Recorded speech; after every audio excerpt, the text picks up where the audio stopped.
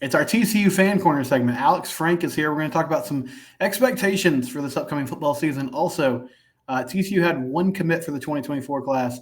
Now they have zero commits. That's concerning. We'll talk about why that is, though, and I think there's a method to the madness. We'll break it all down next on Lockdown Horned Frogs.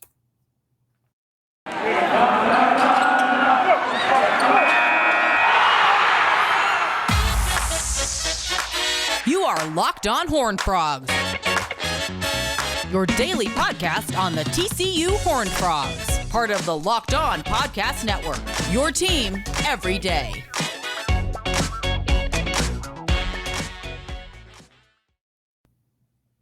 It's Locked On Horned Frogs. I'm Steven Simcox, your host. You can subscribe to our YouTube channel, also wherever you get your podcast. With me today is Alex Frank, and occasionally we bring guests in who are TCU fans, TCU alums. And so, Alex, briefly, can you just tell the people what your background is? I know you're a recent TCU graduate. Have you been a fan your whole life? Was this something that, just kind of happened when you got to school? What's your TCU story? Yeah, so when I was applying for schools, I really looked for I had a list. It was mid-sized, good academics, and good weather. Coming from Chicago, I'm originally from Chicago, so that was big. And then good sports. And when you narrow all that down, you pretty much have two schools. It's here and the U. And so I chose here, and the fandom just took off from then. So yeah. That's awesome. Yeah, Alex is in the times that I've talked to him, he's a real sharp guy and loves sports. He's good to follow on Twitter. We'll throw out his Twitter handle later in the show. But we're going to talk some TCU football. And so, Alex, we were kind of talking off the air. This is going to be a different year. There's a lot of turnover on this roster. New offensive coordinator and Kendall Briles coming in, some staff changes happening. And, of course, everybody – the question is Chandler Morris stepping in. He did beat Max Duggan out last year, but we haven't seen him a lot in, game situations. Obviously, he did really well in that Baylor game a couple of years ago. But what do you expect from Chandler Morris moving forward into the season, and how do you think he can help this TCU offense maybe add some new dimensions or take some different steps in a new era of TCU football now? Yeah. So I think Chandler, it's really hard to say with Chandler because obviously we only really saw him play the Baylor game. Obviously that was a fantastic game. I think Baylor was top 10 at the time. It worked 12, correct? Yeah, they only had one loss. I mean, they were up there pretty high. Yeah. Obviously he played extremely well. And Lincoln Riley has nothing but good things to say about him. So that makes things a little more positive going forward. I don't expect him to have Duggan-like production, but I honestly believe that he is a better thrower and probably has more talent with his accuracy, just from what I've seen on film and heard from 7-on-7 situations. So yeah, I like him. You're not going to see as much running from him, but it'll be really interesting to see what he does. Yeah, it seems like going off a couple different sports analogies. Chandler feels more like a distributor, like he's going to get the ball out quickly, get it to his guys on time. And where Max was always a threat to hit a home run, that was what made that offense so dangerous because 3rd and 12, 2nd and 11, it didn't matter as much. You could always hit Quentin on a deep route or take off and get a first down.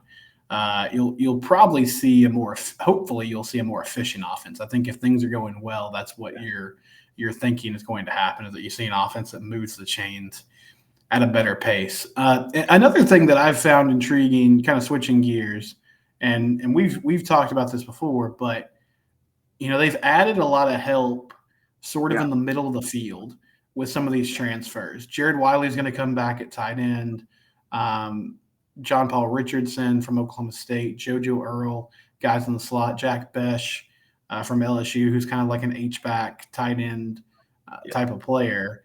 So we might also just see a difference in philosophy, Alex, of where these targets are, because it does seem like a lot of their strength is going to be, guys going over the middle of the field and making catches in space and maybe getting yards after the catch. Yeah, totally agree. I'm very excited about those pickups. One underrated pickup, and it's not necessarily in the middle of the field, but the O lineman from Jackson State. Oh yeah, Willis Patrick. He's very exciting, very undervalued prospect, has NFL like traits. He's making, from what I've heard from the insider at 247, is already making an impact. Same with JoJo Earl. Jack Besh is apparently a little banged up right now, but we'll see what he does. It'll be interesting to see him and Wiley kind of like take turns in that H-back setting occasionally. But yeah, with Earl, that's going to be crucial because you need someone to at least, at least replicate Tay Barber's production.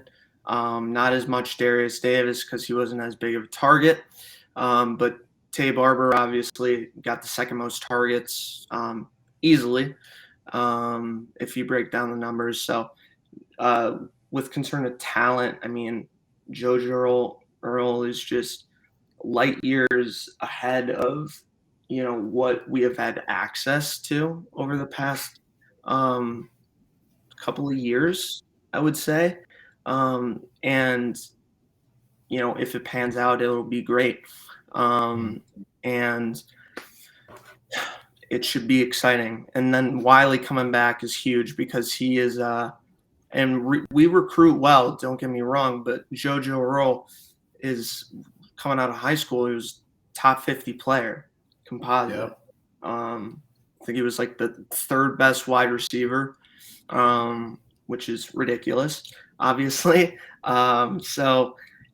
But Wiley coming back, that is very huge because he is, I believe, top 10 in according to the PFF production, which for those of you who don't know, PFF kind of like analyzes, who is the most productive at positions, and he's in the top 10. So I expect him to just take it up a notch even more, be a big target because he's 6'7". So I'm high on TCU football this coming year. Yeah, Willis Patrick is an interesting prospect. He's the Jackson State transfer. I believe he was at Angelo State before that. Jeremy Clark has had some good reporting at 247 about how he's impressed so far in the offseason program. He's a huge lineman, so that'll be big on the interior this year. Another part of this team that when we've had some conversations, Alex, you brought up was the D-line. And so that's a group that I would say most fans are probably concerned about. You're losing Dylan Horton, who was your sack master last year. Yeah. And so what gives you optimism about this defensive line going into a new season? 2 words, Marcus Steele. He is a really, really special talent. Kind of freshman you see come in and immediately start and be at the top of a conference and statistics type of player. I'm very excited about him. He's big, he's fast, he's agile. He's got a good mindset. He's very culture oriented. And that was one of he chose us over Georgia. And that was part of the biggest reason was, he really liked the idea of staying home, having that culture. There's another prospect, Avion Carter. He's pretty special as well. He's a big dude. Not as highly rated, but still a 4-star. And these are crucial pickups, and I really don't feel that the D line is going to be weak. And then obviously the freshman, I always forget his name, but he was a true freshman this year. He played really well. Dominic Williams, in the Yeah. middle. He's great. Yeah. I Yeah, I expect mean, to take it up a notch for sure. sure. And those young guys, coming in, if it's rare, like Williams did a great job. It is rare to see true freshmen in the trenches come in and do a great job, but I think they're recruiting at a higher level than they have in the past For at sure. those positions. Those Deal and Carter are factors, and not that they have to start. You're going to rotate D linemen enough that they can make an impact without being on the field day one. But then that's going to be a huge factor. Before we go to segment 2 here, Alex, I said this. I asked this question the other day to our listeners. Of all the guys they're losing from last year's team, who do you think will be the toughest to replace this season for TCU football? Max Duggan. Just off the top of my head, it would be Max Duggan or honestly Kendra Miller, because the one thing about the upcoming season is we don't really know who's going to start at running back. Yeah, there's Imani Bailey, who played pretty well. And then there's Cameron Cook, pretty highly touted 4-star. And then obviously the transfer from Alabama. So Trey Sanders. So it'll be really interesting to see how that flies. But Kendra Miller's production, to give people some perspective who watched Zach Evans when he was here, it surpassed that level like pretty easily, actually. And that's saying something. And that's going to be really hard to replicate. Yeah, he had 1,400 yards last year, and I don't have the yards per carry in front of me, but it was significant. It wasn't like he was 5.5 or something like that. Yeah, right. It wasn't like he was just compiling, 3 and 4 yard runs over the course of the season. Yeah, he was really doing. Reminds me a little of a. Sorry to interrupt. He reminds me a little of a This might be too high of praise, but he reminds me of a mini Derrick Henry because he kind of trucks people the way he runs. He's a violent runner. Yeah, he definitely likes contact, and he's got really good contact balance. He can take on tacklers and shake somebody off and get 3 or 4 yards. He uses his stiff arm really well. He's got better speed than people give him credit for. When he gets to the edge, he can make somebody pay. So that's going to be a tough production spot to replace for sure. When we come back, I want to discuss a recruiting note for TCU football for the 2024 class. Before we do that, though, I do want to mention FanDuel quickly. FanDuel is the official betting partner of the NBA. If you love the NBA or any sport, really, you should download the FanDuel app. It's safe and easy and accessible, super easy to use. Whether you want to bet on the money line or some prop bets, go to fanduel.com/lockedon, and you can get some no sweat first bets. So if you put down as little as $5, you can get up to $1,000 in bonus bets. And again, it gets really specific. You can bet on how many 3-pointers somebody's going to hit in a game, rebounds, points, or you can just bet on the game itself, the point spreads. FanDuel, it's where the game starts. They are the official betting partner of the National Basketball Association.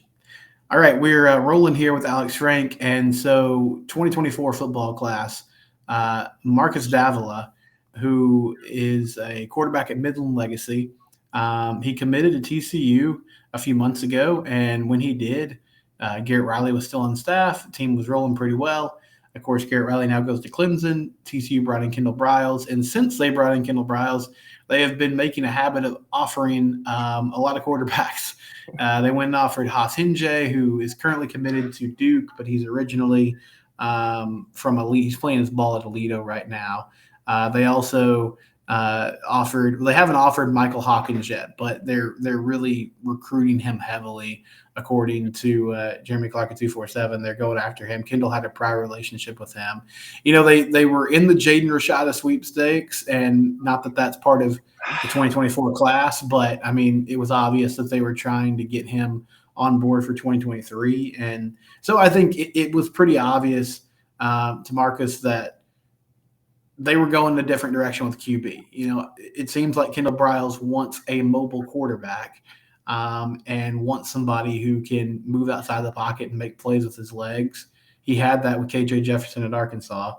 So, Alex, how big of a blow is this? Obviously they're trying to get somebody else, so it's not like they're unprepared for this. But you lose your one commit for the 2024 class, and you're kind of starting from scratch here. Before the 2023 season starts. Yeah, I mean, it depends how you want to look at it, right? So, I mean, you could say, hey, he's a really highly touted talent, which objectively that's true. On the other hand, you got to think, okay, well, if the coordinator can't really work with this type of style, and we were talking off air a little bit, it's clear that Briles wants more of a real dual threat presence, someone who can run in tough situations, take off, not afraid to get out of the pocket. So it really depends how you look at it. And then obviously the added addition that, hey, we're recruiting even higher than we had before. We're back in that top 20 slot where we have been in there, and next year it looks like it could be better, maybe top 15. So that's the way I look at it. But these talents that he's offered, some of them are really promising, and then some of them are also good, but I don't really know how much you can evaluate just from what you see on tape at a high school level. We see 5 stars that don't pan out. We see 3 stars who go on to become NFL studs. So it really depends. But one guy that I'm really high on is Luke Romanhoek. He goes to Benedictine military school. He's really good. Can kind of take off, throw when needed. Acts as kind of like a Boykin-like style. Jukes around a little bit. He's currently signed to Florida State, but they're pushing a little with him. But yeah, it looks like Hawkins is going to be the one that they're to use your analogy, full court pressing for. So. Yeah, I mean, Hawkins is a 4-star. He's I imagine he'll be like the Elite 11 camps and all those things. Yeah. Oklahoma's also heavily involved there. His dad played ball at OU, so there's some connection. He played at Allen last year, and he recently transferred to Frisco Emerson, so he's in the Frisco ISD school district now. And Hinjay seems more like a project, but I think he's another guy that is going to take – the frustrating thing about recruiting – not frustrating, that's probably the wrong word. One thing that happens in recruiting is guys just don't get heavily recruited, and then they do, and then all of a sudden their ratings go up in a big way. So Hinjay is getting more offers from Power 5 schools. He's committed to Duke. I think he might end up being a 4-star. Yeah. I've said this before. I'm not like recruit guy. I think it's hard to I don't go to camps. I think it's hard to judge just based off like huddle film, as you were kind of laying out there. Totally. I do think this is interesting though, and I don't have a great answer. I'm not trying to like cause panic. They haven't hit on a QB yet since Sonny was here, really. Yeah. I guess they got Josh Hoover from Rockwall Heath, who put up great numbers there. But I think he was headed to maybe Indiana before he decided to come to TCU. But all the kind of battles that they've been in, both in the portal and in the high school level, they've struck out on. And I don't know enough about the ins and outs to say that it's a trend, Alex, but you got to land one of these guys at some point. and surely they will. But it's just becoming an issue that you're getting down to the final 3, the final 2 with a lot of these players, and they just haven't been able to close the deal yet. Yeah, no, I agree. I would say that it's as much as I loved GP and what, if he wasn't there, program wouldn't be what it is objectively. But he wasn't as innovative, might be the best term for recruiting purposes, and didn't really utilize the transfer portal as much. With Dykes, I mean, he's being really proactive with recruiting, and you saw that also with SMU. Like, their recruiting rankings just like jumped when he came. It was just a dramatic turnaround for them. Obviously, don't want to talk too much on them because it's a no-fly zone on Horned Frogs. But yeah, I would say that there's a lot of time. There's a lot of time, and like you mentioned with the Rashada situation, there are always really, really good players available at the end, and we're still very early in the cycle, and I'm still optimistic. Yeah, I am too. And I mean, I feel like these are all individual cases. Like the Walker Howard situation seemed to be an NIL deal. Sure. Man, I forget the name of the kid from Mississippi State who ended up at Baylor. But there was a kid there that ended up BU, and I think that was a playing time issue. Rashada, I feel like, was more staying closer to home and being in a place he's familiar with Arizona State. But we'll see. I'm optimistic. I think it's always a setback when somebody decommits, but now there's an opportunity to go get someone else, and so we'll see how that plays out over the next few months. I didn't mention this, but with there's one more kid, Luke Moga. Yeah, they offered him yesterday, right? Mm-hmm. Yeah, he is really undervalued, like ridiculously undervalued. Really, really exciting if we could land him, if we could get close with him, build that relationship. That would be great. I know Oregon is in the hunt right now. They're going after him really quick. But yeah, that's a name to keep a serious eye on in terms of potential and just excitement factor. When we come back, we'll wrap things up. Before we do that, though, I do want to talk about LinkedIn Jobs. If you need to hire somebody, you can post your job for free at linkedin.com/lockedoncollege.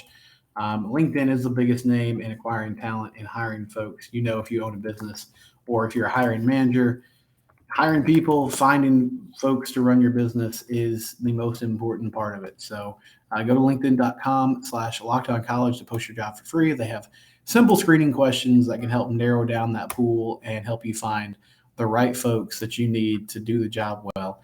LinkedIn.com/lockedoncollege. Give it a go today. Proud sponsor of the Locked On Network.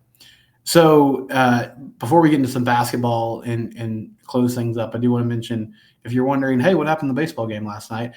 Frogs beat UTA 7-3. I have a bonus episode up on YouTube right now about that game.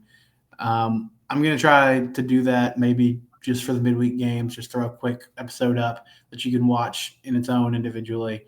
But yeah, TCU, they won. Pretty business-like effort. Good job by the pitching staff getting that done. And TCU basketball, they'll take on Texas Tech at 11 a.m. on Saturday. And Alex, Tech with Mark Adams, they're really struggling, but they've suddenly kind of caught fire here towards the end of the season. They've won 4 in a row.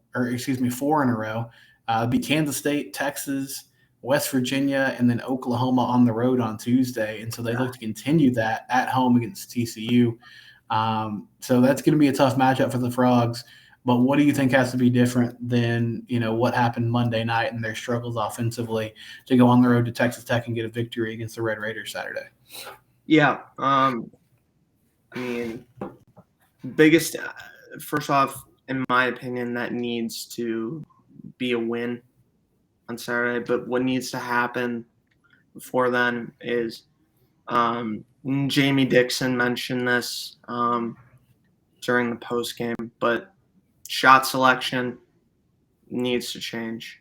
You need better looks, and those looks, I don't really care, as harsh as this sounds, if you are wide open on the perimeter. If it's 3-pointer, please, for the love, just do not shoot, please. Try to facilitate a drive or create offense out of defense, because that's really what TCU statistically is really, really good at, and they're elite with those fast break points off turnovers. So yeah, they need to make that happen a little more, and they also need to lean on Coles a little more, just because he looks like, and we talked about this a little bit. He looks more like one of the best pure shooters on the team, and when Miles is getting doubled, which he was at multiple points in that game, and then Damian is being really heavily guarded. Those looks start to open up, and Coles typically, makes those opportunities into something that counts. And he's someone you definitely want down the stretch, taking open look shots, because he's going to hit on a high percentage of those. So yeah, like I said, fast break point off turnovers needs to improve. Wasn't really there on Kansas.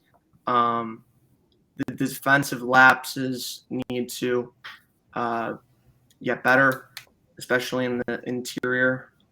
Eddie Lampkin wasn't really there, unfortunately, against Kansas, which was strange, just considering how dominant he was the first time around. But that really needs to be there. And then the shot selection. So those are the keys to victory on Saturday. Yeah, I mean, you're getting down to the nitty-gritty here. They're still firmly in the tournament, but you have 7 wins in conference play. You close with Tech on the road, Texas at home, and then Oklahoma on the road. And so you got to win one of those to maintain, good seeding and maintain a good grasp in the tournament. So we'll see if they can bounce back against Tech on Saturday. Alex Frank, you can find him on Twitter at Alex_Frank18. He has a good follow there. Appreciate you joining us, man, and maybe we can do this again sometime.